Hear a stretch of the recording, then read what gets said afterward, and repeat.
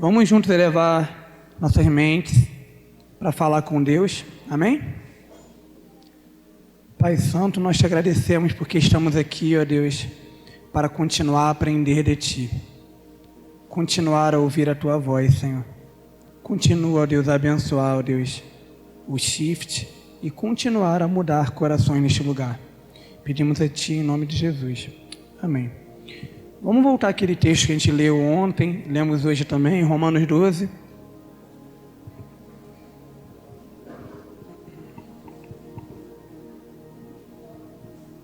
Romanos 12, versículo 1 e 2.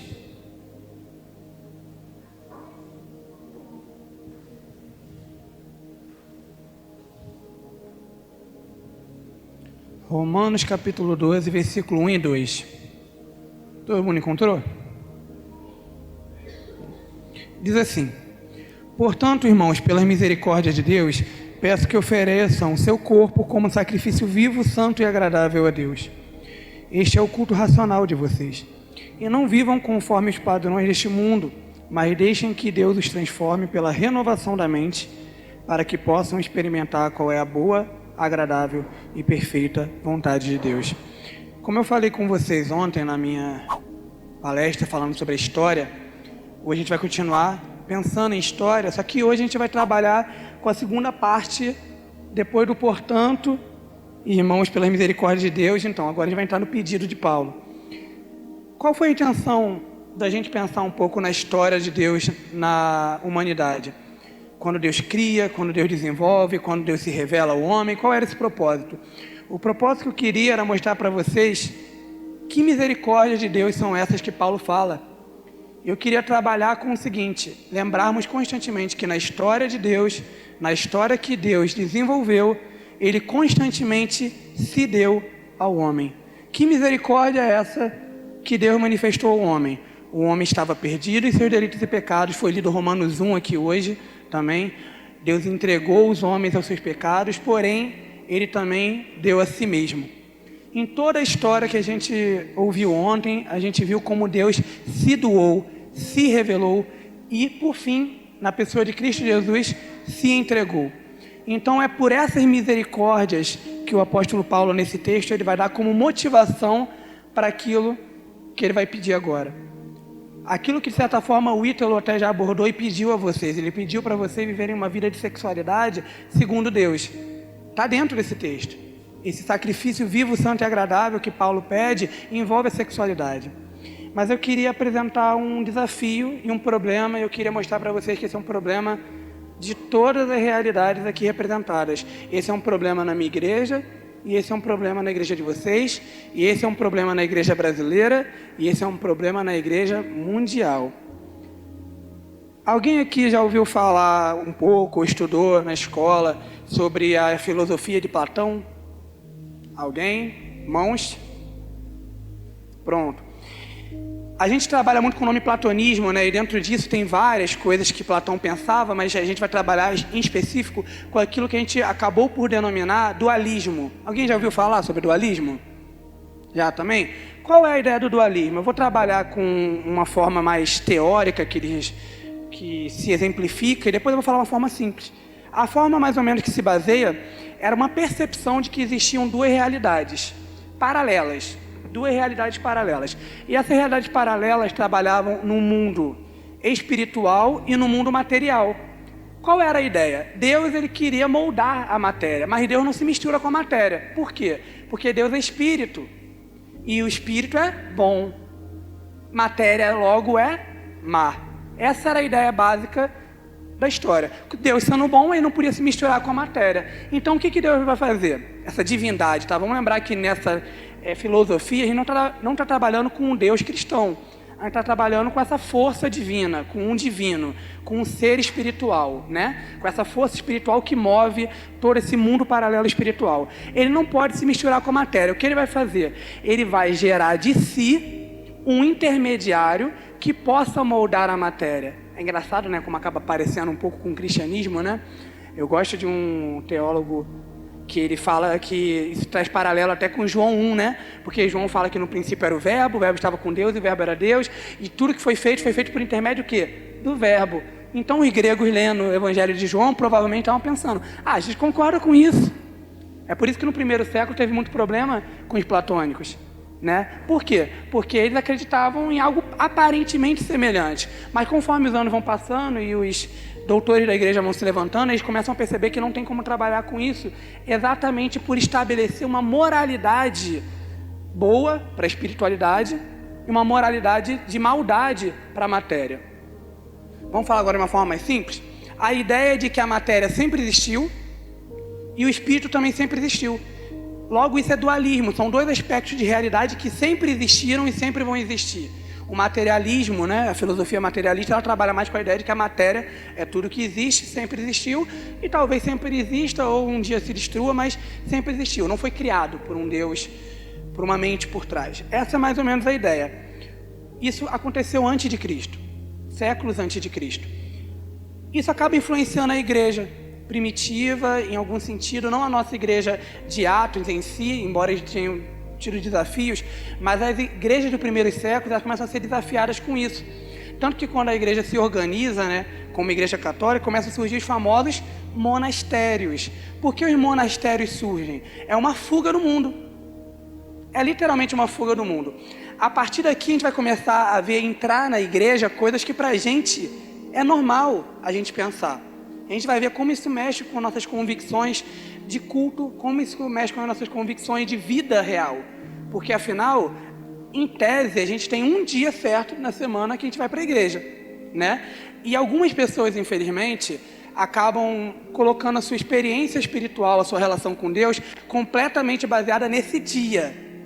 Keith Green dizia uma coisa engraçada, ele dizia que às vezes parece que a gente visita Deus na cadeia, é o dia da visita, a gente vai lá, Deus está preso lá, a gente fala, Deus, está tudo bem contigo? Estão te tratando bem? Ó, domingo que vem eu volto, tá? Mas eu volto logo, a gente vai dar um jeito de te tirar daí. O que ele quer dizer com isso? É que a gente trancou Deus no domingo. Trancou Deus no domingo. E quando a gente sai do domingo, a gente não sabe o que fazer. E isso acontece exatamente porque criou-se uma ideia de sacralização do religioso, né, e um abandono do sagrado da vida comum. Isso começou aqui, acreditem, com Platão. Isso foi entrando na igreja e surgindo os pensamentos, tanto que começou a surgir o clero. O que era o clero? Eram as pessoas que tinham cargos funcionais na igreja. E os famosos leigos. Quem eram os leigos? Pessoas comuns que sentavam no banco. As pessoas que vinham ouvir, afinal, eu sou um sacerdote, eu sou um padre, eu sou um pastor, eu tenho algo a dar para vocês, eu tenho uma vocação santa. Vocês têm vocações leigas que no fim das contas não fazem diferença nenhuma. Eu não estou dizendo que isso é verdade, mas estou dizendo que esse foi o pensamento que entrou e ainda está entre nós. E ainda está entre nós. Com isso, o dualismo foi evoluindo. A gente até conversou mais cedo de manhã, quando a gente acordou, que a gente não vê isso no período da reforma, né? A reforma, em especial, ela vai gerar teólogos públicos, ou seja, homens de Deus que, no fim das contas, eles vão pregar não só na igreja, mas eles vão se manifestar para o mundo. Eles vão começar a repreender os governos, eles vão começar a fazer diferenças sociais. Só que, infelizmente, essas coisas não vão andando muito, porque a filosofia dualista, ela entrou e se impregnou muito grandemente. E é muito normal a gente ouvir uma palestra como a do Ítalo e naturalmente pensar em alguns princípios mundanos. Eu falei com a Mirari, esposa do Ítalo, que tem uma música da Rita Lee, eu não sei se vocês conhecem, que ela fala que o sexo é pagão e o amor é cristão.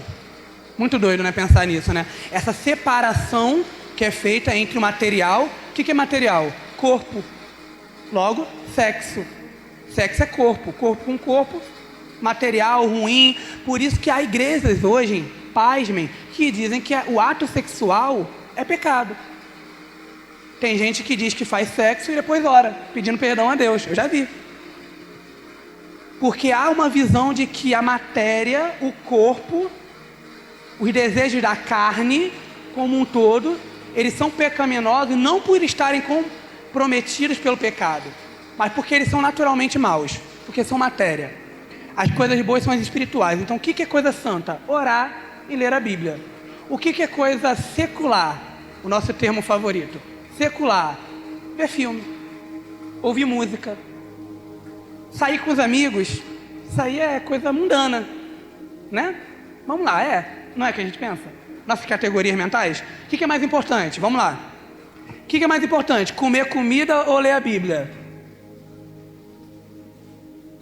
Nenhuma? Nenhuma? Então vamos parar de comer e ler a Bíblia? Não importa, não? Quem acha que ler a Bíblia é mais importante? Quem acha que comer é mais importante? Quem acha que os dois são importantes? Ah, tá. Queridos, quando a gente está com fome mesmo, é comida. Mas a gente tem que buscar a Deus pela palavra também. A gente tem uma cultura nossa que a gente acredita que há uma distinção de mais importante. Há sim prioridades. Prioridades. Mas nenhuma das coisas é pior que a outra para a gente ter que escolher entre uma e outra. Isso entrou na nossa cabeça de tal maneira que a gente não consegue mais distinguir como viver para a glória de Deus quando isso não tem a ver com Deus no nome. Percebe? Às vezes a gente leria e como sempre na discussão da história da igreja, Esther também foi questionado. Um livro inteiro sem falar de Deus? Ou um livro como Cantares, falando de tanta coisa que se vocês forem no original vocês vão ficar pasmos e vão mesmo, porque tem muita conotação sexual, muita assim, de ficar assustado, vocês não imaginariam. E se eu como cristão escrevesse, vocês iam falar que é inconveniente, mas vocês leem na Bíblia de vocês, é um livro erótico, não pornográfico, erótico. E aí, você acha que não teve discussão na igreja na época para descobrir se aquele livro era inspirado por Deus, se deveria estar no cânon bíblico ou não? Por quê? Porque a gente tem uma visão nossa altamente dualista, onde a gente olha para a matéria, para as relações humanas e começa a mostrar elas como algo inerentemente maligno, inerentemente desprezível. Isso foi entrando na igreja, isso começou a gerando uma dicotomia também, é um nome sinônimo, onde a gente criou o reino de Deus e o reino de Satã, onde Deus reina e onde Satanás governa. E o que representa o reino de Deus? A igreja e todas as suas atividades. Tudo que a igreja faz é santo. E isso começou a ficar mais perigoso ainda quando qualquer igreja foi aceita como igreja, né? É igreja, é igreja. Então a gente não julga, afinal é uma igreja e tudo mais. Aí começou a entrar nessa onda. A gente começou a criar uma cultura santa. Só que essa cultura santa, antes fosse uma cultura que sai da igreja. Mas não, é uma cultura que a gente chama de gueto. É o nosso gueto. A gente cria uma roda aqui para nos proteger da cultura mundana. E a gente cria o famoso selo de aprovação evangélica, chamado gospel. É o gospel night, é o funk gospel, é o rock gospel. Eu não estou criticando os gêneros musicais, eu estou mostrando para vocês como a gente tem uma necessidade de santificar as coisas, colocar ela dentro de um quadrado muito específico, porque é altamente perigoso, porque é do mundo. É do mundo. A gente começa a entrar numa cultura onde o cristão ele só ouve música gospel, mesmo sendo ruim. Mesmo sendo ruim. A gente gosta de Sabor de Mel, mas não gosta de músicas de amor cantadas por um ateu. Ele cantou sobre amor, sobre fidelidade, sobre não trair a mulher, sobre agradecer pela vida que tem, ser grato. Não, mas essa música é secular. Agora, Sabor de Mel tá tudo bem, vamos cantar Sabor de Mel, porque Sabor de Mel é um exemplo de música cristã, para ser cantada. A gente criou essas coisas onde realmente as músicas seculares, a gente nem olha elas. Provar de tudo e reter o que é bom desapareceu pra gente. O que é mundano já não vale pra gente. Ainda que seja bom. Espírito e carne. Espírito e carne. Tudo que é espiritual é legítimo. E a gente acaba ignorando que há aspectos de manifestações espirituais que não são de Deus também. E tudo que é carnal é ruim. Tudo que é carnal é ruim. Inclusive a dificuldade que a gente tem às vezes de sentir uma atração por uma mulher e falar, meu Deus, eu não devia sentir isso. Não, você deveria. Só coloca esse fogo debaixo da panela. Não deixa ele incendiar a casa.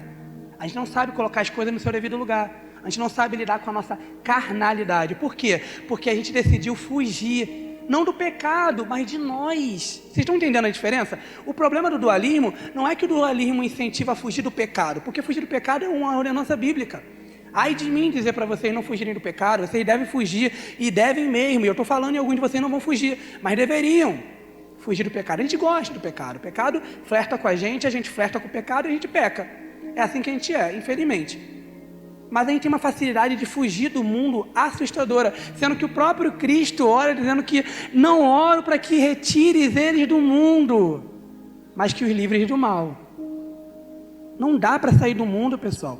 O apóstolo Paulo fala algo muito interessante, que ele fala assim, não estou dizendo para vocês não se relacionarem com prostitutas, para não se relacionarem com adúlteros, para não se relacionarem com mentirosos, porque se necessário fosse que vocês não se relacionassem com essa galera toda, vocês teriam que sair do mundo.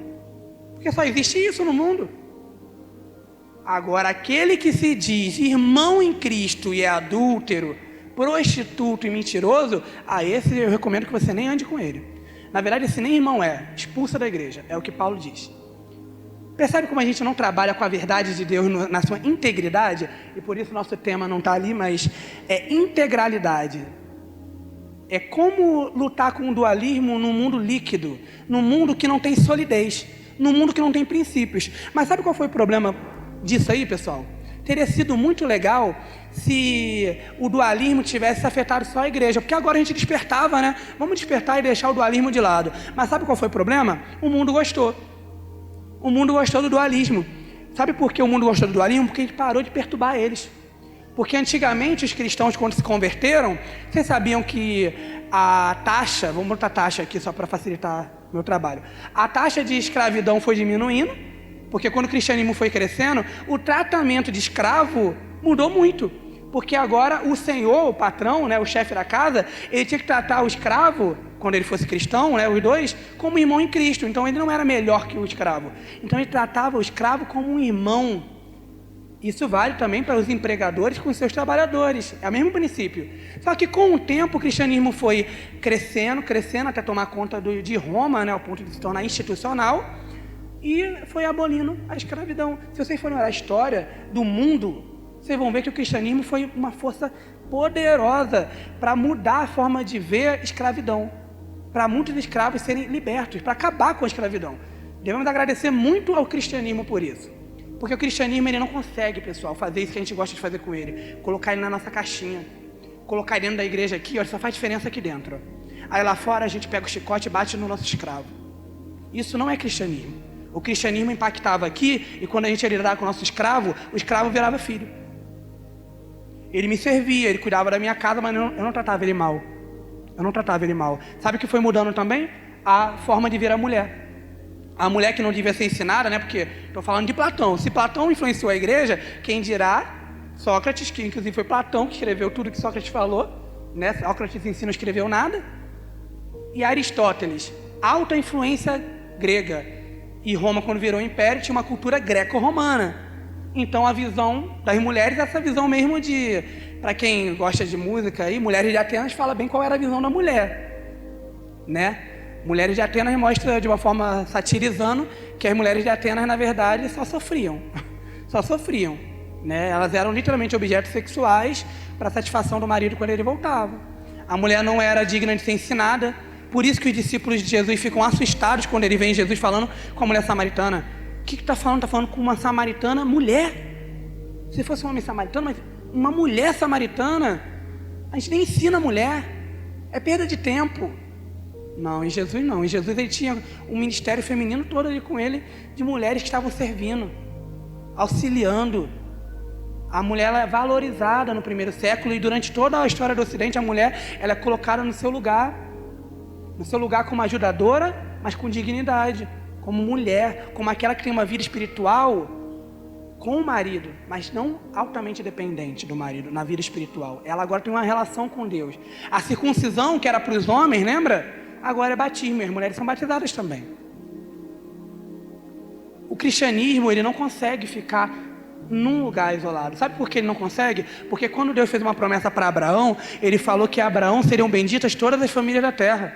E não só a igreja, e não só Israel, mas um mundo teria que ser abençoado, e para o mundo ser abençoado, o cristianismo não pode ficar preso, e nem consegue. Eu não sei como a gente consegue fazer isso, é falso.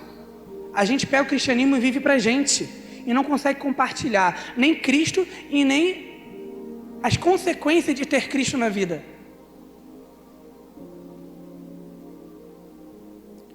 O que aconteceu com a gente então? Quando o dualismo entrou na igreja, nós cristãos tomamos uma posição diante dele. Ainda que nós nem saibamos o que é dualismo, nós tomamos uma postura. E eu queria que vocês pensassem quem são vocês nessas posturas. ou nos tornamos mundanos. E o que é mundano? Tá? Mundano, às vezes a gente pensa que é a pior pessoa possível, né? Deixa eu mostrar para vocês o que é mundano de verdade. O mundano está conectado a um esvaziamento do sagrado. É um esvaziamento de Deus. Sabe o que significa isso? Ele vai para a igreja.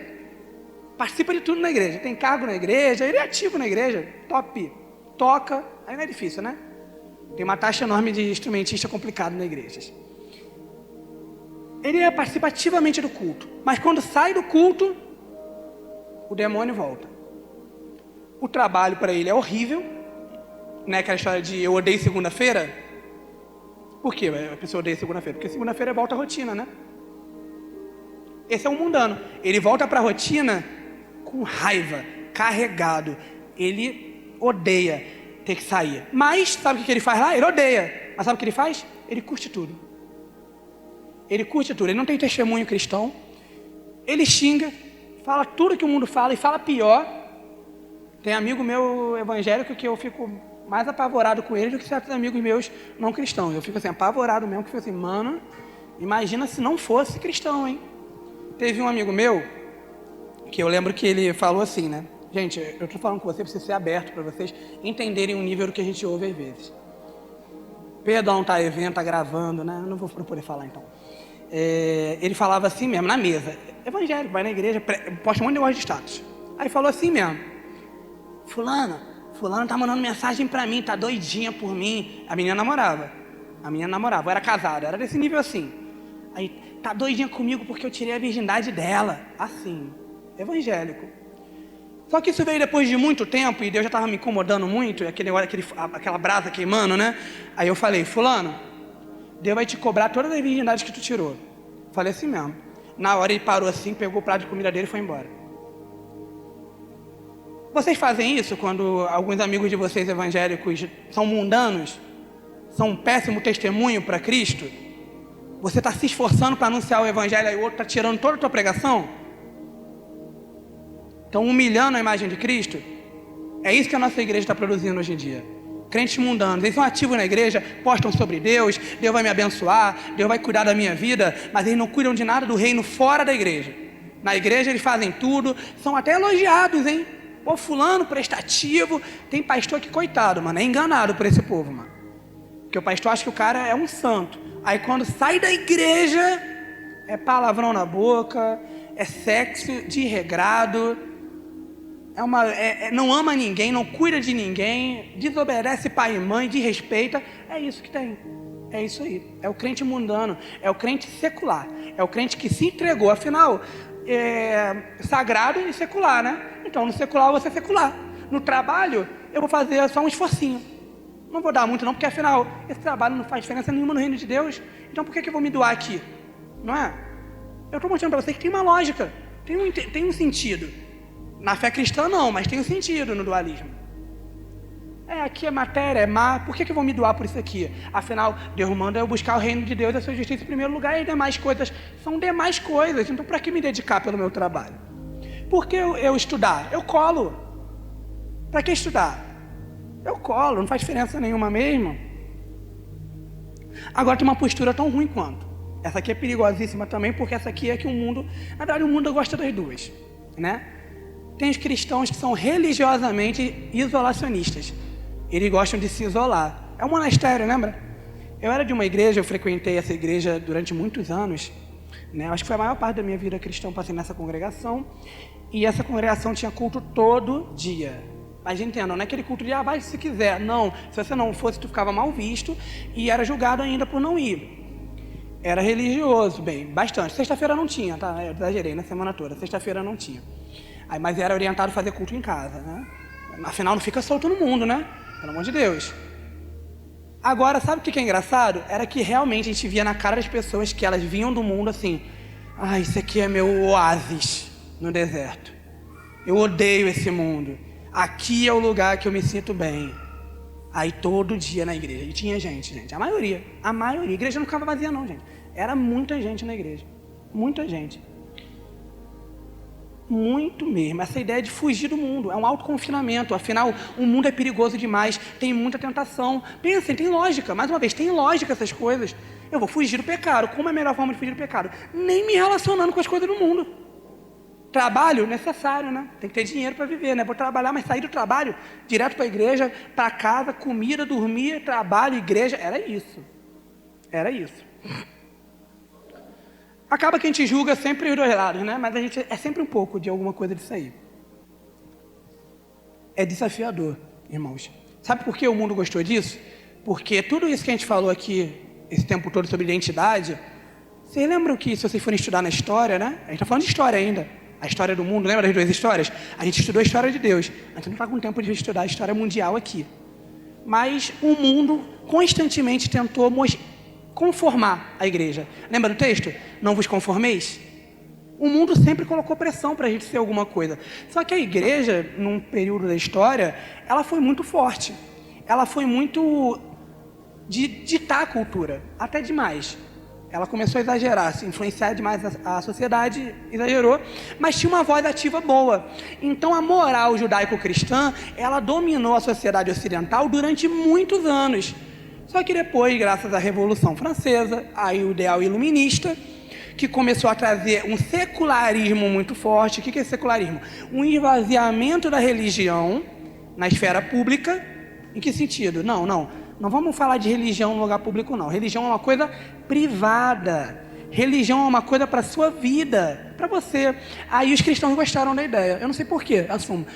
Foi uma coisa que realmente foi vendida, foi dominando aos poucos, né? Alguns lugares resistiram. E é interessante, mais uma vez, até cristão religioso, naquele período, era cristão religiosamente ativo social.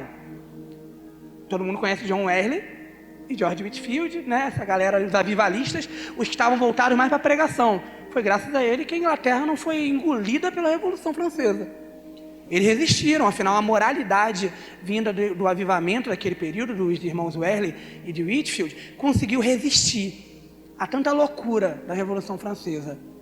E pode olhar a história, a Revolução Francesa é aquela coisa de igualdade, liberdade, fraternidade, matou gente pra caramba, gente, pelo amor de Deus. Tem alguns que estudam história que falam que é até uma ofensa chamar a Revolução Americana de revolução, porque não tem nada a ver com a Revolução Francesa. Nada a ver. E acaba que a igreja foi se calando. Só que tem uma coisa, pessoal. Quando a gente se cala, o mundo não se cala, não. E os ouvidos continuam querendo ouvir alguma coisa. Afinal, o mundo está perdido. E está todo mundo procurando resposta. Gente, saiam daqui com uma certeza. Os amigos de vocês, mesmo que não pareçam, eles querem respostas. Eles querem respostas. E o mundo está falando. E está falando de tudo. O mundo fala de sexo, o mundo fala de música, o mundo fala de cultura, o mundo fala de arte, o mundo fala de tudo. E a gente fala de quê? Nada. Quem é aí o cristão que você segue que é altamente influente socialmente? Qual é o nome que vem na cabeça de vocês agora aqui? Fulano. Fulano é uma pessoa que tem sempre o que dizer sobre sexualidade, sobre o papel da mulher, sobre o papel do homem, sobre cultura, sobre arte, sobre filme. Talvez venha a pessoa na cabeça de vocês. Eu tenho pessoas que vêm à minha cabeça. Mas, cá entre nós, é fraco, né? É pouco. E acaba que a gente faz o que eu falei. Filme gospel. O que é o filme gospel? Eu não sou contra, pessoal.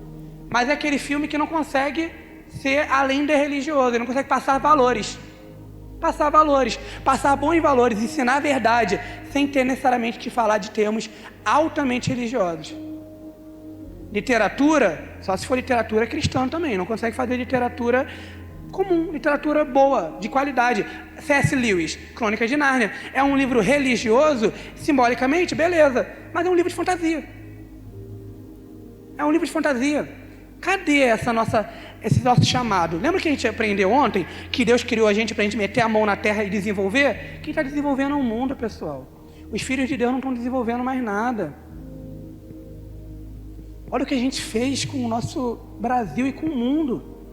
No Brasil, então, meus irmãos, no mundo a gente encontra uma figura assim influente, mas no Brasil a promiscuidade dominou e a gente não tem voz. Os políticos evangélicos, a maioria, dão vergonha. O que fazer com isso? O que fazer com isso quando o político evangélico, eu tenho chamado político, pô irmão, glória a Deus, e finalmente a voz de Deus vai ser ouvida na arena pública. E sabe o que ele faz? Ele tenta ganhar benefício para a igreja, em vez de buscar o bem do país, que é o que Deus nos chamou para fazer. Abraão Em ti serão benditas todas, não é a tua família não, em todas as famílias da terra. A nossa música não é só servir para a comunidade evangélica. A nossa música tem que ser resposta para as pessoas que estão lá fora. Um cristão sabe tocar na igreja, ele veio de uma banda mundana, né? Tocava altas ofensas contra Deus. Aí vem para a igreja, se converte, o que ele quer fazer? Tocar na igreja. Isso é ruim? Não. Mas por que ele tem que parar de ser artista? Por que ele não continua fazendo arte boa? Arte que glorifica a Deus. Música boa. Música boa. E cá entre nós, irmãos, eu vou dizer até porque que às vezes não faz, a gente julga também. Se o cara não toca na igreja, ele fica, tá tocando no mundo? Não sei se você conhece Lorena Chaves. Lorena Chaves é julgada porque não canta gospel. As músicas da menina são lindas, falam de vida comum, fala de casamento, fala de crise existencial. Não, mas não tem o selo gospel de qualidade. Então, desculpa, Lorena, não tá legal não. Como assim, pessoal? O que a gente está fazendo? Nosso cristianismo está inexpressivo lá para fora. Até quando o nosso cristianismo vai ser uma fé que a gente vive pra gente e nem com a família a gente compartilha às vezes? A gente chega em casa, eu conheço uma menina que ela chega em casa da igreja, muda e sai quieta. É isso, ela não fala com a família não. O reino de Deus não chega na casa dela. Sabe por quê, queridos? Uma pergunta foi feita pra gente, eu gostei muito. Uma familiar minha está afastada. Gostei muito da pergunta. Interessante. Como Deus vai alcançar ela? Não sei. Mas eu queria saber um pouco do que você está fazendo. Porque Deus usa você, cara. Deus usa eu. Deus usa nós. Para os que nem eu que são chatos com português, Deus usa mim. Usa eu ficou muito feio. Qual é o nosso papel? Às vezes a gente não consegue falar, mas a nossa vida reflete a imagem de Deus em casa, na escola, no trabalho. Quando vocês escolhem a faculdade de vocês, os cursos de vocês, vocês escolhem que vão ganhar mais ou que vão glorificar mais a Deus? Isso é muito importante, irmãos, porque às vezes a gente descobre isso aqui. Eu tenho muita felicidade de estar aqui com vocês, porque eu queria, não sou tão mais velho assim não, só tenho 22, mas eu queria ter ouvido muita coisa cedo, porque eu me converti com 13, e eu queria ter ouvido algumas coisas muito cedo para eu ter sido um filho de Deus melhor. Eu me isolei um tempo, fiquei muito tempo nesse período dessa igreja. Não fala que eu... então tu estava lá, mas... Meu Deus, que povo alienado. Não, eu era um alienado também. Eu estava todo dia na igreja. Tô aqui, tô falando deles. Eu era esse cara. E estava um mundo mudando, jornal lançando, e eu não leio jornal, porque afinal não sou deste mundo. O que eu tenho a ver com jornal? O que eu tenho a ver com cultura? O que eu tenho a ver com arte, esporte? O que eu tenho a ver com o jogo do Flamengo? O que eu tenho a ver com o jogo de não sei o que lá? Estou protegendo o flamenguista não, tá? Eu acho que o Flamengo virou uma idolatria muito grande aí ultimamente, eu sou flamenguista. Mas o que aconteceu com a gente? O que aconteceu com a gente? A gente abandonou o mundo. Gente, Jesus fez o contrário. Já estou indo para o final, eu não tenho que dar uma enrolada aqui ainda. Irmãos, o dualismo dominou nossos corações e é confortável para a gente, afinal ninguém quer fazer o que Esté fez. Ninguém quer fazer o que Daniel fez. Não queremos mesmo. Quem aqui? Quem quer ser jogado na fornalha de fogo? Quem quer ser jogado na cova dos leões? Quem quer correr o risco de se apresentar diante do imperador e morrer, porque não foi chamado? Por isso que Cristo é o melhor ser do universo. Afinal, Ele é Deus. Mas Ele joga muito limpo com a gente. O mundo é cheio de falsidade, né? Concordo? Eu acho que o mundo é cheio de falsidade. É difícil confiar 100% numa pessoa, né? Mas Jesus, Ele é tão verdadeiro que chega a assustar quando a gente lê o Evangelho. Ele quer chamar a gente, e Ele chama. Mas sabe o que Ele diz pra gente? Toma sua cruz. Negue-se a si mesmo. Ele não mente, não. Vem que vai ser legal. Não achei isso em lugar nenhum. Entendeu? Ele diz assim, negue-se a si mesmo, porque só existe um caminho. Pode não ser divertido, mas é o caminho. Qualquer caminho que vocês estejam vivendo além de Cristo pode ser prazeroso, mas é falso. Se vocês estão vivendo uma vida mundana, ela pode estar sendo confortável e legal, mas ela é falsa. Nem você acredita nisso. Se vocês forem que nem eu, quando eu estava aqui, eu me senti estranho. Eu ficava ali, eu falava, mano, mas o que eu estou fazendo estudando? Para que serve o meu estudo? Para que serve a minha vida? Se só se baseia na igreja. E a gente começa a fugir de prazeres legítimos. Como ir na praia, porque afinal, matéria, né?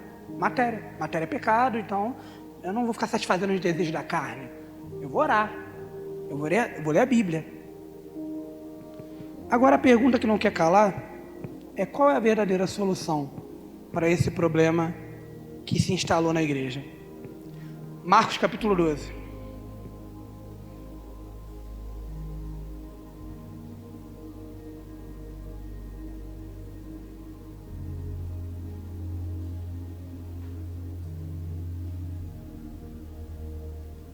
Marcos capítulo 12, versículo 29.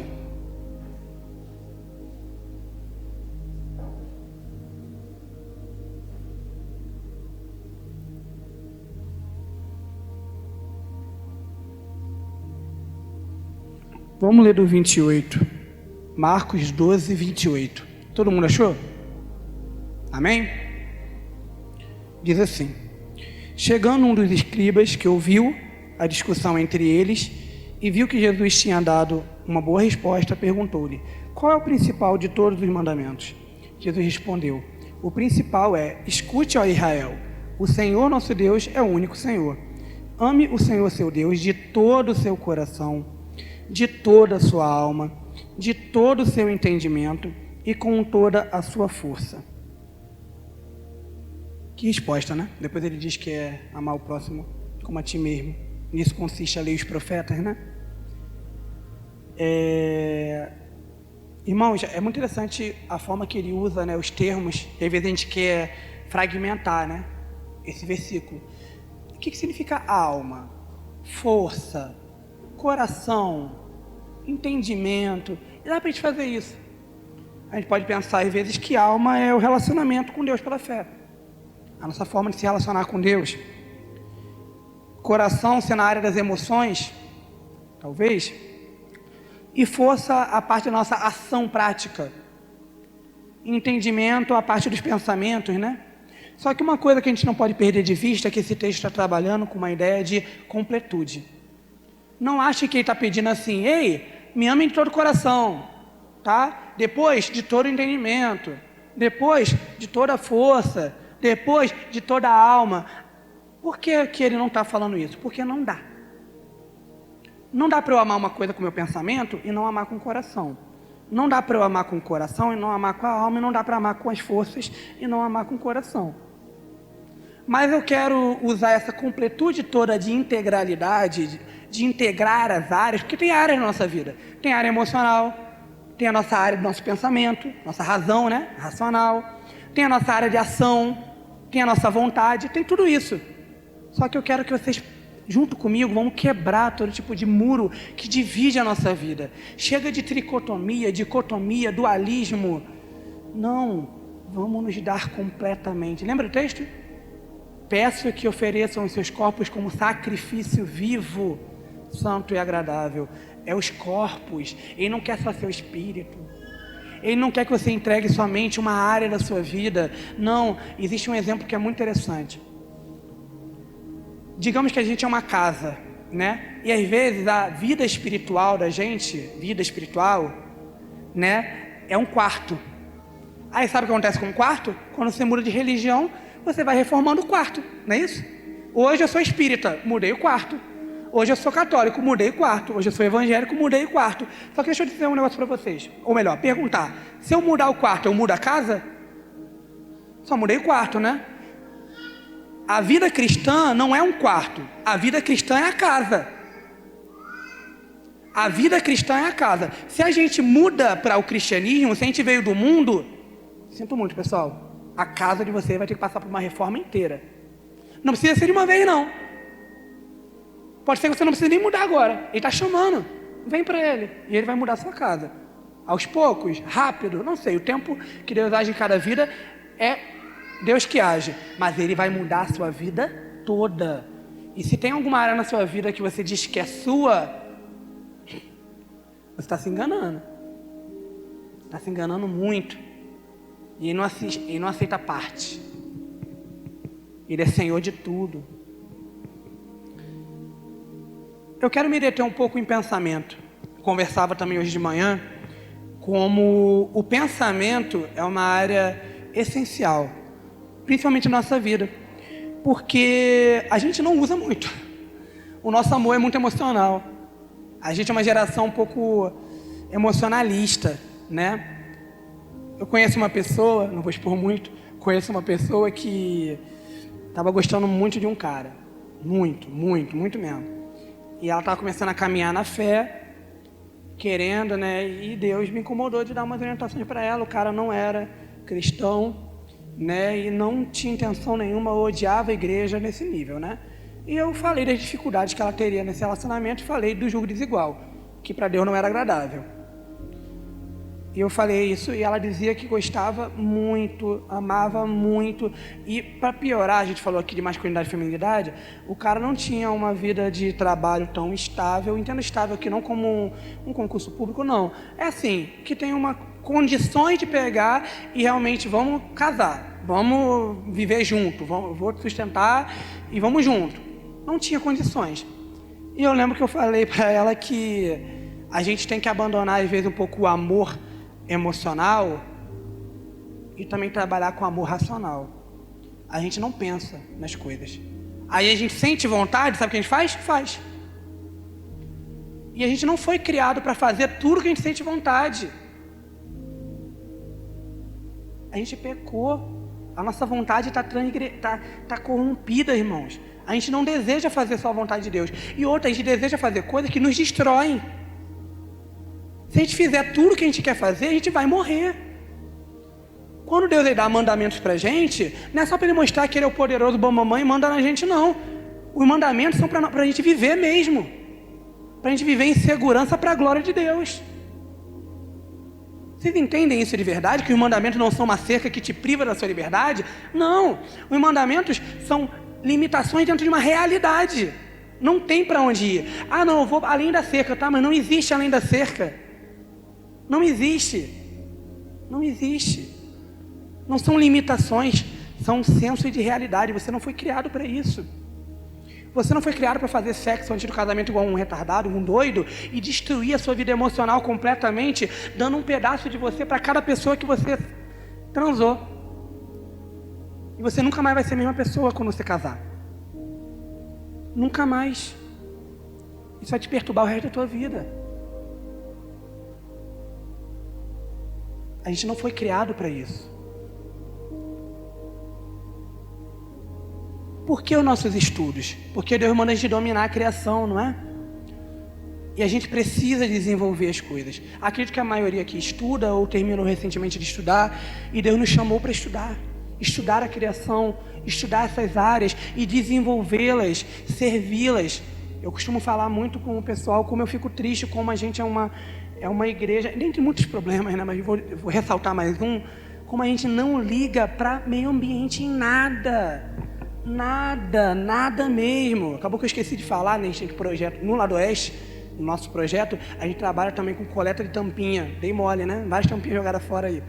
Mas a gente coleta tampinha. Mas, gente, é tão difícil fazer o cristão entender que a criação e o cuidado com o meio ambiente tem a ver com ser cristão. Parece óbvio, né? Quando a gente fala agora aqui numa palestra. Não, mas é óbvio, Deus criou, né? Mas na prática não é óbvio, não. A gente nem liga para essas coisas. A gente não liga para nada. Qual foi o último mutirão que vocês fizeram para limpar alguma coisa? A gente não liga para nada. Pobres que às vezes estão sem ter o que comer, às vezes a gente não liga para fazer alguma coisa para mudar isso, para mostrar o reino de Deus na realidade mesmo. A gente não pensa, percebe? A gente não está pensando, a gente não está estudando a realidade e ver o que a gente pode fazer para servir os outros. Eu faço biologia para quê? Porque lá na Rural está contratando e tudo mais, e vai ser bonzão estudar lá, vou ganhar um dinheiro bom. Tá, e o que você vai poder fazer pelo próximo?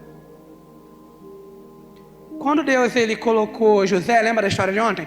Deus ele usou os irmãos e a inveja dos irmãos de José para José ser deportado para o Egito, ficar preso anos e enfim virar governador. Qual foi a função de José lá no governo egípcio? Preservar o povo egípcio e o pessoal também que procurava comida no Egito. Ou seja, José serviu para o bem comum das pessoas. Às vezes nossos sonhos não são os sonhos que Deus tem.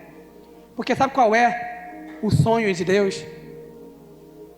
Que o evangelho dele alcance todas as pessoas. Que todas as pessoas da terra sejam abençoadas. Esse é o nosso sonho? A engenharia que a gente quer tanto cursar é para que Deus, por meio da minha engenharia, abençoe as pessoas? A profissão que eu tanto quero e loucamente é a profissão que Deus vai usar para alcançar pessoas, para cuidar de pessoas, para fazer o bem a pessoas. Vocês estão percebendo como o nosso coração está longe de Deus?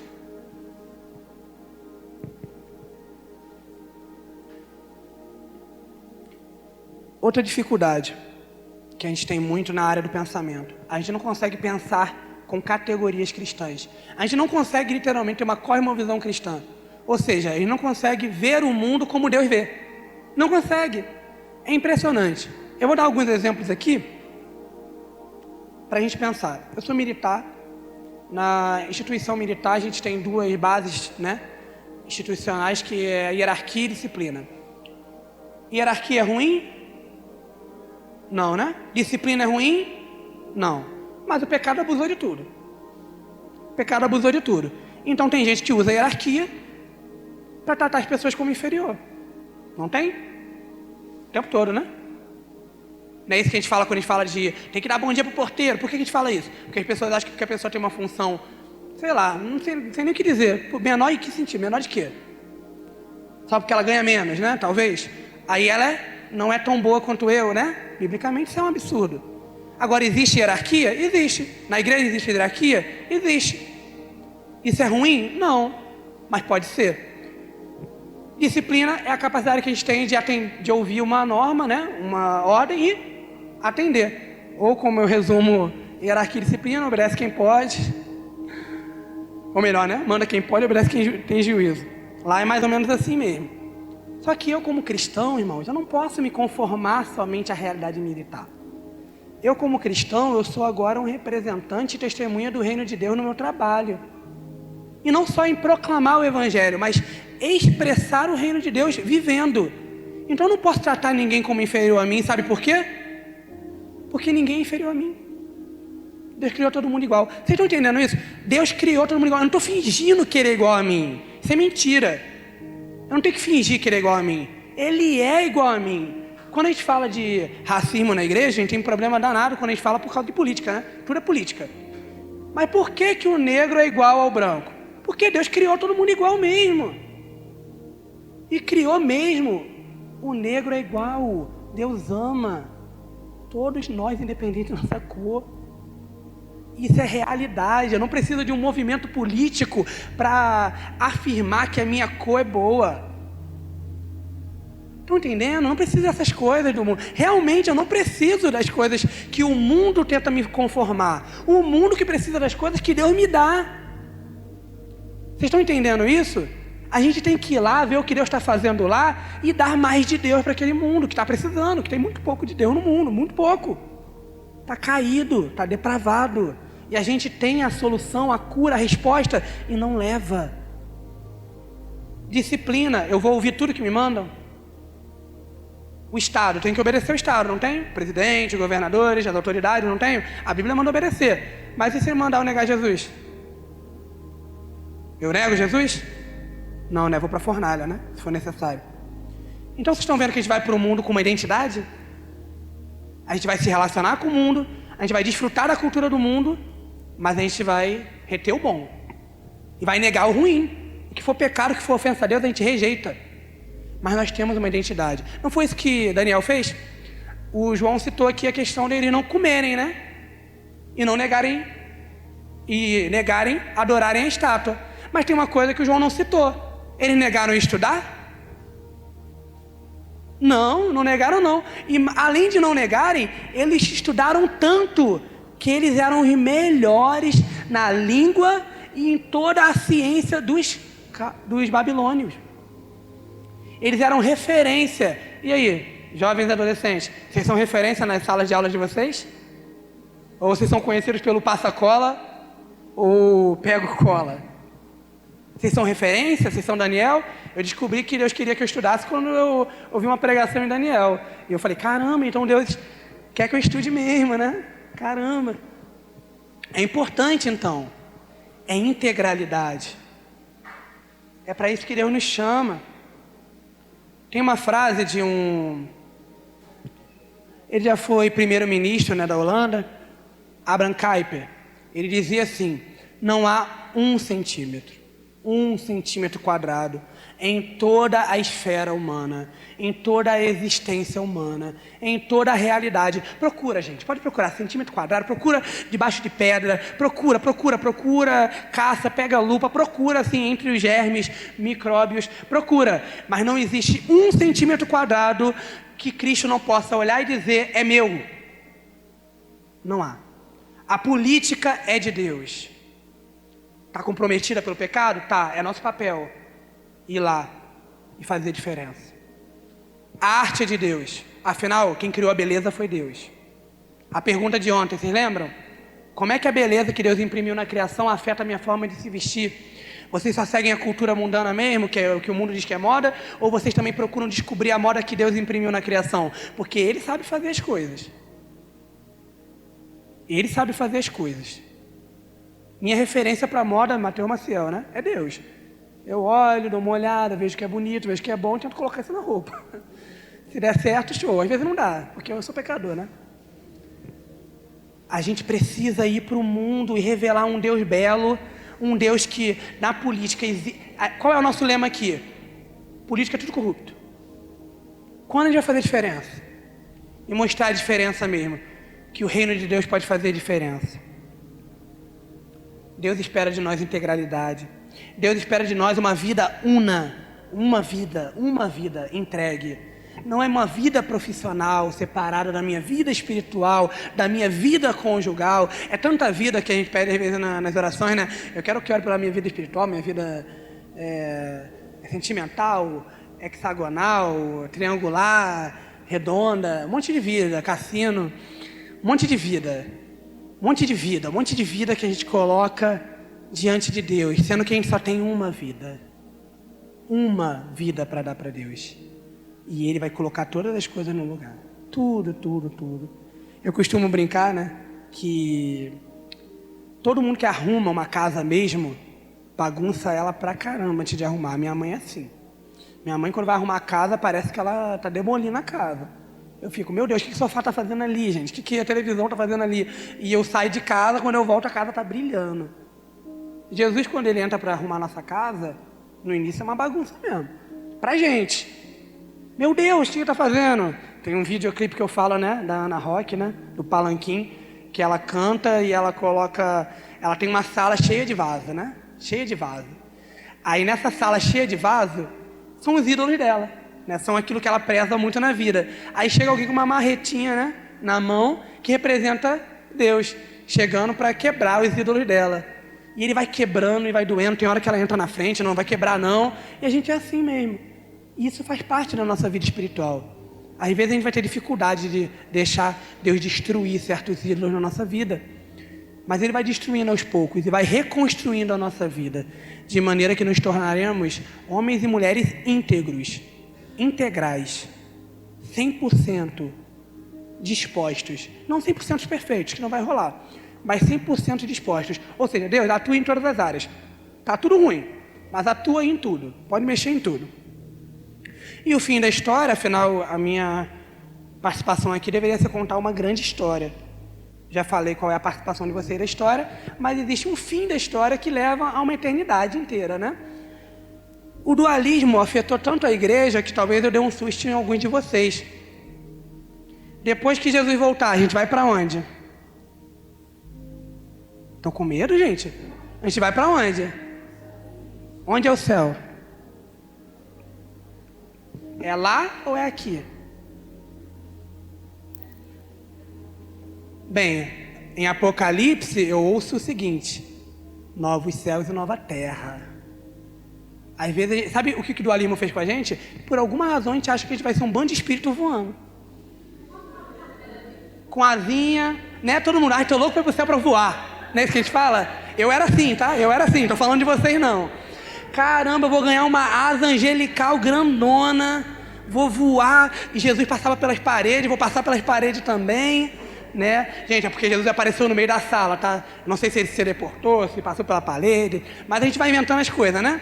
Tô louco para ir para o céu. Só que a Bíblia fala de uma nova criação. E sabe o que isso revela para a gente? Eu vou mostrar para vocês como isso revela para a gente. Jesus, quando ressuscitou, ele ressuscitou espírito ou ressuscitou corpo? Corpo, né? Então o problema é matéria? Ele encarnou. Se o problema fosse matéria, ele não ia poder encarnar, porque ia comprometer ele, né, como Deus. Então o problema não é a matéria. Se ele encarna, quer dizer que ser um ser humano não é pecado. A gente já percebeu que a gente pede perdão por umas coisas doidas? Senhor, me perdoa, Senhor, porque eu não consigo encostar lá no teto. Claro, você é um ser humano, você é limitado. Isso não é pecado para você pedir perdão. Isso é, Deus, eu sou limitado, me ajuda a reconhecer minha limitação. Porque Deus é ilimitado. Quando eu olho para a minha limitação, eu olho para quem é ilimitado. Mas limitação não é pecado, não é defeito. Pelo contrário, é qualidade de um ser humano. Vocês estão percebendo como a gente odeia coisas que não deveríamos odiar? Igual a nossa aparência. A gente odeia a nossa aparência às vezes, né? Ai, meu nariz, meu olho, meu cabelo. Querido, Deus criou vocês assim. E se Deus disse que é bom, quem pode dizer que não é? Quem pode dizer que não é? Uma vez eu conversei com o Cris, lembra, Cris, sobre isso? Que a gente falava que fulano é feio, né? Não. Você tem uma percepção ruim de beleza. Você tem uma percepção ruim de beleza. A gente é muito superficial. A gente precisa, sabe o que, pessoal? Nascer de novo, não é? Não é isso que a gente precisa? Depois de tudo isso que a gente tem ouvido junto aqui, a gente precisa nascer de novo. Novos olhos, novos ouvidos, para ver tudo diferente. Tudo diferente. Se em Cristo não for tudo novo, não vale a pena viver em Cristo. Então, nova criação é. Estamos aguardando o que então? Eu não tenho muita certeza não. Mas eu sonho muito. Meus amigos que são próximos de mim sabem de como eu tenho meus sonhos. E eu acho que vocês têm que ter os sonhos de vocês também. Sonhar todo dia com a nova criação de Deus. Com aquilo que Deus vai restaurar. O mundo poluído, destruído, devastado. Mas imagina uma nova criação sem poluição no ar. Uma nova criação que a gente não vai precisar de carro. Porque a gente não vai ter pressa para ir para os lugares. A gente vai poder pegar, às vezes, andar, caminhar e olhar como Deus criou tudo. A gente não vai ficar com medo de chegar atrasado nos lugares. Trabalhar já não vai ser desgastante. A gente vai poder botar a mão na massa e lembrar que eu não estou fazendo por salário. Eu estou fazendo para a glória de Deus completamente. Eu não vou mais ficar preocupado de ser solteiro, porque lá não se dá mais em casamento. Ninguém mais fica mais com medo de ficar encalhado, né? Oh, que glória, a vida toda agora. Oh, bênção. Olha que alegria. E além, é claro, dos meus sonhos mais absurdos, polêmica, vou jogar bomba aqui, eu acredito que vai ter animal no céu, na nova criação. Porque a nova criação, Deus criou animais na primeira. Eu não vejo por que Ele não criar na segunda, mas é uma opinião minha. Eu convido vocês a lerem a Bíblia de vocês e sonharem biblicamente. Amém, queridos? Amém? Deus tem muitas promessas que vocês não vão encontrar em ideologia nenhuma, irmãos. Nenhuma. Nenhum lado político, nenhum movimento artístico. Nada vai dar para vocês essa nova criação. Onde vocês estão lutando com o pecado hoje, né? Imagina viver eternamente agora com Deus sem querer pecar mais.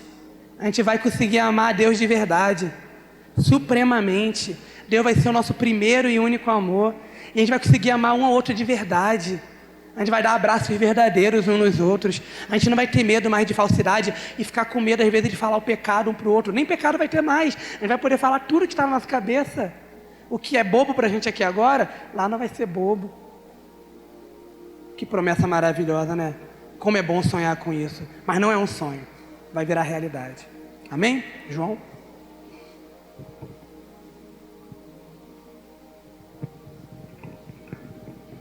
Deus, obrigado, Senhor, pela Tua palavra. Obrigado, Senhor, porque o Senhor é bom. A Sua misericórdia dura para sempre. Obrigado, Senhor, porque o Senhor nos deu uma vida para viver e uma vida para viver integralmente contigo, para sermos mais parecidos com Teu Filho amado, Jesus. Nos ajuda a ser mais parecidos com Jesus. O homem que trabalhava, o homem que andava com os amigos, o homem que tomava banho, o homem que arrumava a cama quando acordava, o homem que comia da melhor forma possível, o homem que bebia da melhor forma possível, o homem que sabia dormir muito bem, o homem que sabia acordar na hora certa. Jesus, o homem perfeito. Obrigado por Ele, porque jamais conseguiríamos chegar a Ele, até os pés dEle, nem perto dEle. E se não fosse por esse homem perfeito, nós jamais nos tornaríamos aquilo que o Senhor sempre sonhou para nós: verdadeiros homens, verdadeiras mulheres. Obrigado, Senhor, por isso tudo. Em nome de Jesus, amém.